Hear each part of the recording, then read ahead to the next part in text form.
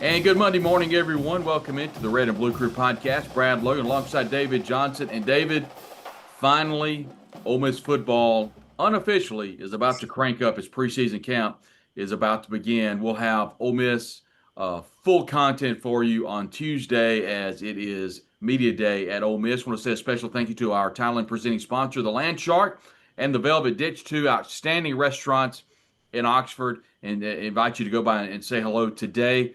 Jared Falsh and his team do an incredible job. They're gearing up for the students coming back as well as football right around the corner, but a great opportunity to watch the game with some friends and have a great meal. Also, very thankful to the Hearn Law Firm. Any type of legal needs, you heard their ad a moment ago. You can hear it again here in just a little bit. Reach out to the Hearn Law Firm if you have any legal need whatsoever. They will take care of you, and they are Ole Miss people. Media day coming up, David. A lot of storylines. Unfortunately, the injury bug has bitten Ole Miss. We know of the injury to the tight end Luke Haas. We'll learn more as we hear from Lane Kiffin tomorrow. But kind of just your overall thoughts, some things maybe you're wanting to hear from Lane Kiffin, Austin Simmons, or any of the players as football's right around the corner. Yeah, I'm excited to follow this quarterback battle, to be honest with you. Um, Not that there's going to be much of a battle, but I think that you're going to hear really good things about Chambliss. You're going to hear really good things about AJ Maddox. Um, and you're going to have to figure out what to wade through while dealing with Austin Simmons. Austin Simmons is the Ole Miss quarterback, period. But don't be surprised if you don't hear of one or two of those guys pushing him from behind.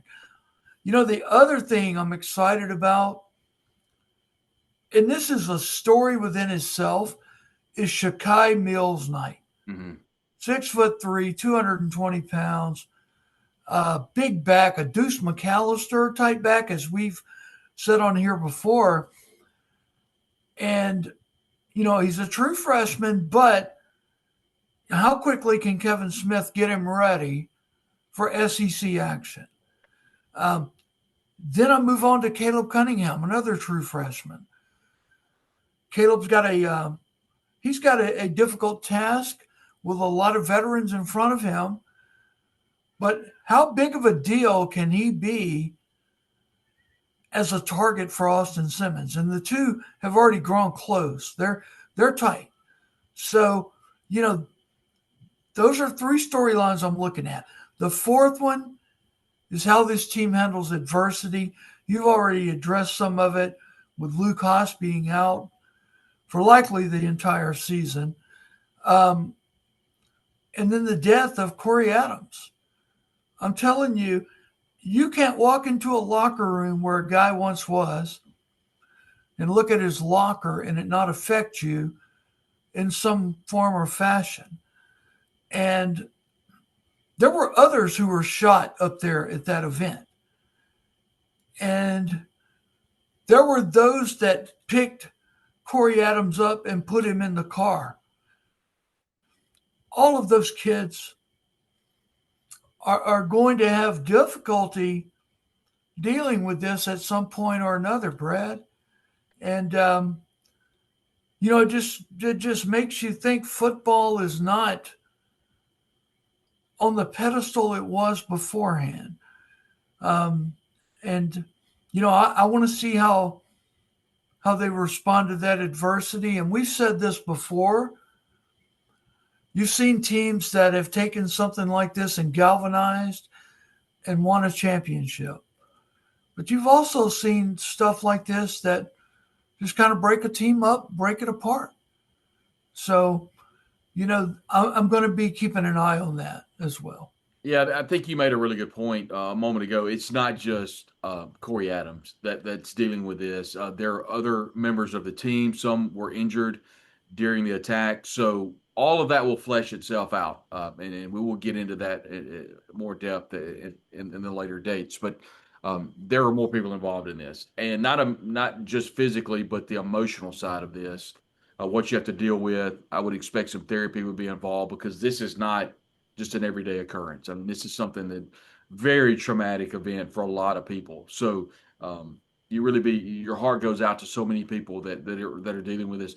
Obviously, Corey's family, but the other players that were involved in this, it was very traumatic. So yeah, I mean, you've got that to kind of look at.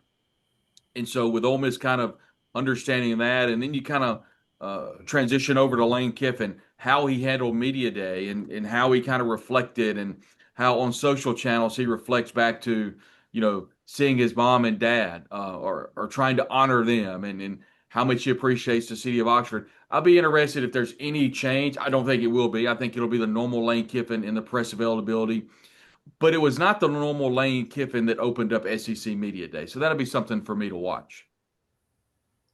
Yeah, and SEC Media Days happened before all of this happened that Right. we're talking about. I think you can really throw all that out the window. I mean, I'm sorry, but this was a severe tragedy. And nothing but thoughts and prayers go out to Corey Adams and his family, his mom, everybody who's feeling a sense of loss. But that sense of loss is inside that Ole Miss locker room as well. I mean, I'm going to tell you, and you played football just as I played football. When you're sweating and breathing hard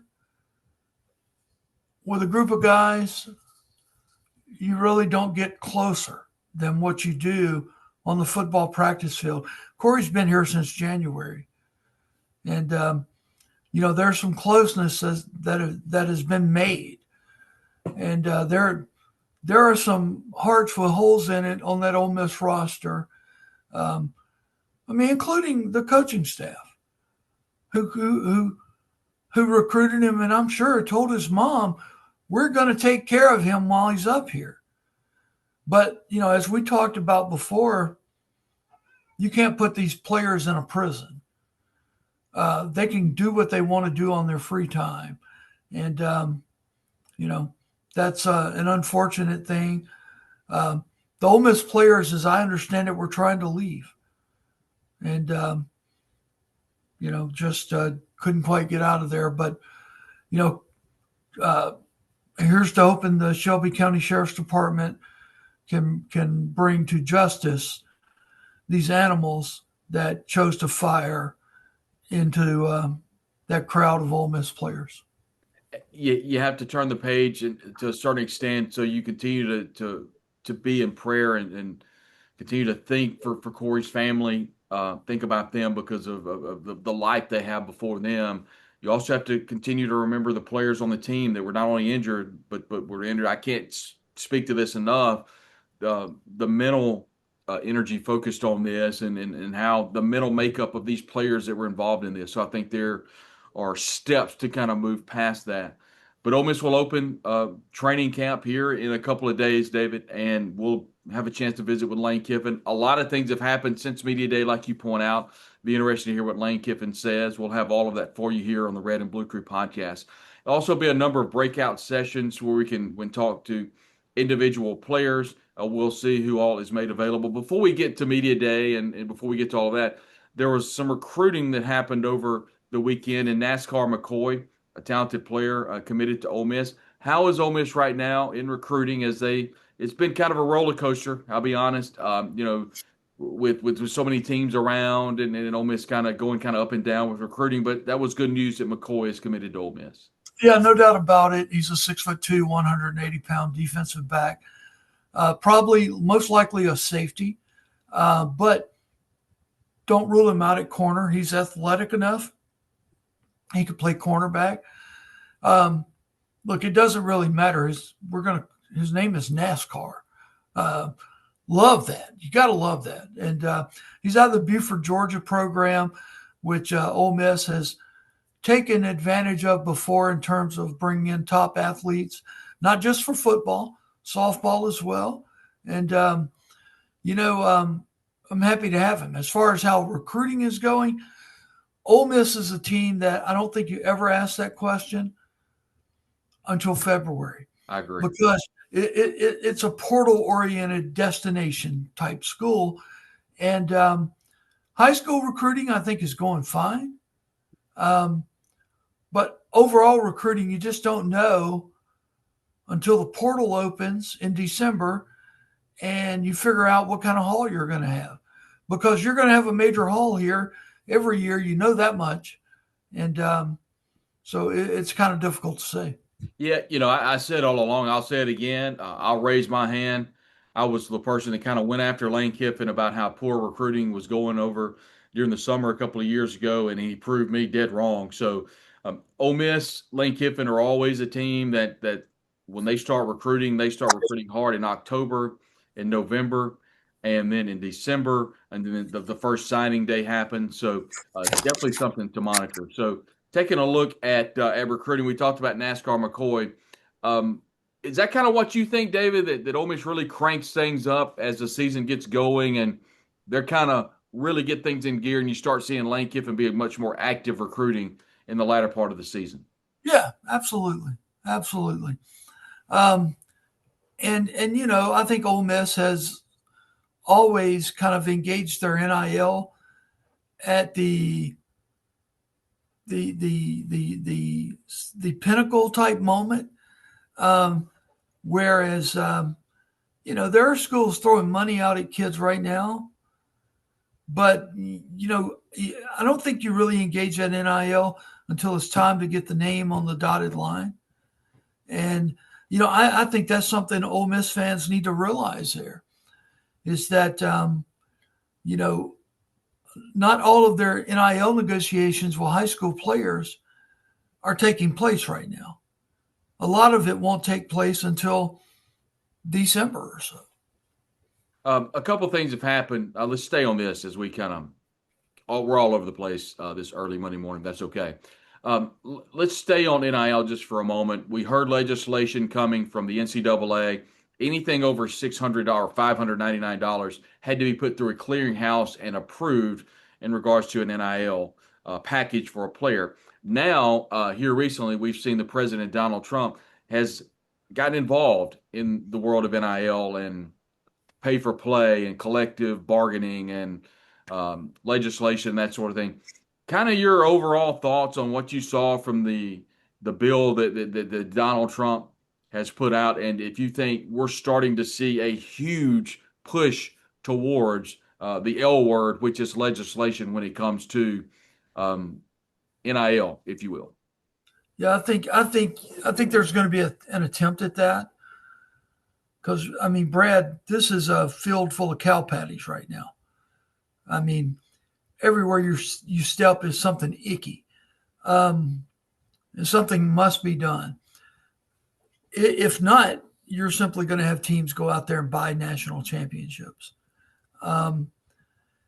Something's got to be done. But as we've talked about this profusely before on this podcast, there's got to be teeth in it. In other words, if you can create all the legislation in the world, and this is what you get on the surface, but you're not going to ever keep teams boosters from sweetening the legal deal, which would be illegal. So if there has to be some teeth in it, there's got to be some, I don't know. There's got to be some law behind it where if you do this, you're going to go to jail. That's the only way it's going to work. And, outside of wanting your college football team to win every Saturday, and look, this is universal. This is not just Ole Miss. It's from coast to coast. Outside of wanting your college football team to win on Saturday, you probably don't want to go to jail a little bit more than that. So there's got to be some teeth put into it. The problem is, and look, you got to get your senators from states like Georgia, Alabama, Mississippi, Florida, South Carolina to put the teeth into it. Your representatives, you're the people that make the laws. And there's going to be a tremendous amount of pressure on those guys, really from the same pool that's given the money to the universities for NIL to not put any teeth into it. So, I mean, that's just my thoughts on it. I mean, I saw over the weekend two athletic directors, one being Arkansas's Hunter Yurachek and Greg Byrne from Alabama. It could have been more. That's the only two I saw on social media that came out and were pretty open about how much they supported the legislation by President Donald Trump. So if you get athletic directors behind this, David, I think that puts more teeth into it. And then you start talking about your local legislators. If they become involved with this, it could kind of get some steam rolling forward. I mean, the type of money you talk about, a revenue sharing $25 million, that is a substantial sum of money. So you start talking about that kind of money and then athletic director supporting, and then the president's involved and senators are involved. Obviously, there could be lawsuits and that sort of thing, but it feels like this is gaining quite a bit of steam. it looks like it is. We'll see. Donald Trump can't arbitrarily make the laws. That's what the representatives and the Senate is there for. There's just got to be some teeth behind it, Brad. It'll work if there's teeth behind it. In other words, if you get caught slipping $5,000 to a player, you're going to federal prison for a little bit. And again, people tend to not want to go to federal prison a little bit more than they want their college football team to win on Saturday. So that's all I'm saying. You've got to have teeth behind any kind of law. Transitioning over to Media Day, David, we've talked about some storylines. One storyline we have not talked about is the offensive line today, anyway. And that position that I'm really interested to see is who is going to start at center. And Bryson Sanders, the redshirt sophomore, appears to be the leader in the clubhouse.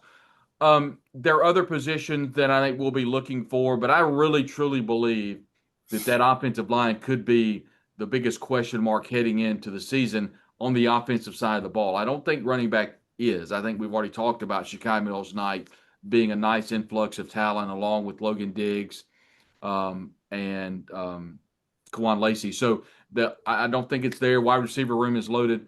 What are your overall thoughts on that offensive front as we have just a few minutes left today, and kind of looking at center and Bryson Sanders? Yeah, I think you're right. Bryson Sanders is going to be the Ole Miss center. To his right or left will be Patrick Kutas, who was one of the top transfer gets for Ole Miss from Arkansas over the offseason. I feel good about both of those positions. I think the other three are very much up in the air. I really do. And we'll see what John Garrison does in terms of how the musical chairs play out. I was not concerned at all about the tight end position until Luke Haas went down. You do have Daquan Wright coming back. He's going to have to step up and be a big time guy, as well as not only as a receiving threat, but he's got to put his hand in the dirt and block people as well. So, O-line, we'll see what we're going to have a close eye on it, but we'll see how everything plays out there. Two players I wanted to ask you about, David. Redshirt sophomore transfer Delano Townsend and redshirt sophomore transfer PJ Wilkins. What are your early thoughts on those two? I know you talked about Patrick Kutas a minute ago. What about those two players? Yeah, but either or both could crack into the starting lineup. Wilkins, of course, is the nephew of my favorite all-time basketball player, Dominique Wilkins. So it'd be great to see him crack into the lineup. There'll be a lot of good storylines there. Delano Townsend is coming from UAB. Obviously, he's talented. Brett, we just got to see. We got to let him strap it on and see what happens in fall camp. I've never been one to break out a crystal ball at fall camp because anything can happen at any point. You've got the injury bug you want to hop over. And some guy may just surprise you and come from out of nowhere. So, that's how I see the O line mostly open outside of Sanders at center and Kutas at one of the guard spots. Yeah, sophomore transfer Therese Davis, also someone to look for. Could it be redshirt freshman Jude Foster? Could make a step. John Wayne Oliver is someone that Ole Miss was very excited about when they was able to recruit him. We'll be looking forward to Media Day coming. There'll be full coverage here on the Red and Blue Crew podcast. Could not do what we do without the listeners and the folks that watch. We're grateful for all of you. Be sure to tell a friend. However you get our podcast, whether it be Apple, Spotify, or all the other platforms, please leave us a review and let us know what you think. Shoot us a message on Twitter. He's at Rebels247. I'm at Brad Logan, COTE. Let us know what you think. But most importantly, go by and see our advertisers. Let them know that you appreciate us here on the Red and Blue Crew podcast. That's, of course, our title and presenting sponsor, the Land Shark and the Velvet Ditch, two wonderful restaurants there in Oxford. We appreciate their title and presenting sponsorship of the program. And the Hearn Law Firm, we appreciate all of the good folks at the Hearn Law Firm. All of your legal needs, just give them a call or shoot them a message online today. For David Johnson, we'll talk to you very soon as Media Day is tomorrow, and we'll keep you abreast as fall camp is right around the corner. And before long, it'll be Ole Miss and Georgia State kicking off from Vaught Hemingway Stadium. We'll have full coverage for you, of course, from that event and many more right here on the Red and Blue Crew podcast. For David Johnson, I'm Brad Logan. We'll talk to you soon here on the Red and Blue Crew podcast. Howdy, toddy, everybody.